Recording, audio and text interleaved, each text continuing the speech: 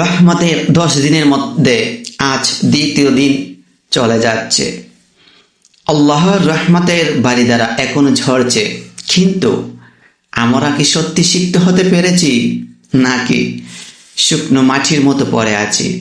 আর সেই রহমত আমাদের গায়ে লাগছেই না।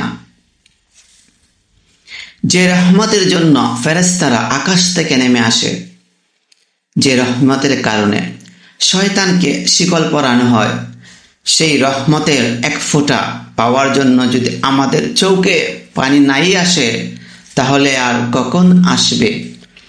এক এক করে রহমতের দ্বিতীয় দিন চলে যাচ্ছে। এই 2 দিনে কতবার আমরা ভেবেছি আর একটু ভালো হব, কাল থেকে বেশি নামাজ পড়ব, আর গীবত করব না, কিন্তু কালটা আসার আগেই আরেকটা দিন চলে যাচ্ছে।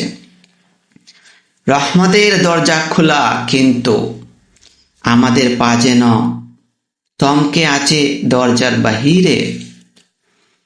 আজ রাতে যখন সেজদায় যাবে, শুধু একবার বলো, ইয়া রব, আমি তোমার রহমতের যোগ্য নই, কিন্তু তুমি তো রহমান, তুমি তো রাহিম, আমাকে ফিরিয়ে দিও না। আমি এই বাঙ্গাল হৃদয়টাকে তোমার রহমত দিয়ে ভিজিয়ে দাও।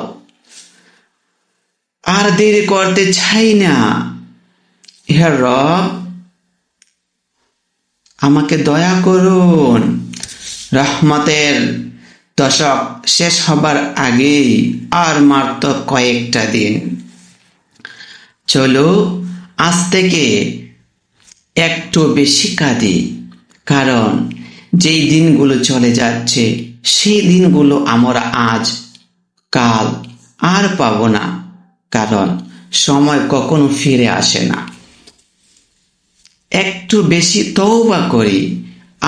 আজ শুক্রবার, আমাদের উচিত বেশি বেশি করে হুজুর পাক নূর সাল্লাল্লাহু তাআলা আলাইহি ওয়াসাল্লামের উপর বেশি বেশি দরুদ পাঠ করা। আজ জুমার দিন বেশি বেশি তওবা ইস্তেগফার পাঠ করা উচিত।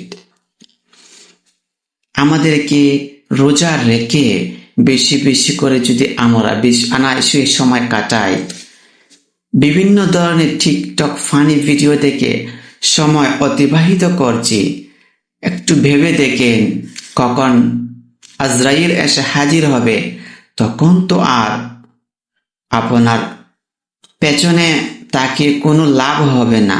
আপনি হয়তো ভাবছেন, অনেক সময় রয়েছে, আমি অনেক ইবাদত বন্দেগী করব, না হয় আজ সময়টা কাটিয়ে নিই।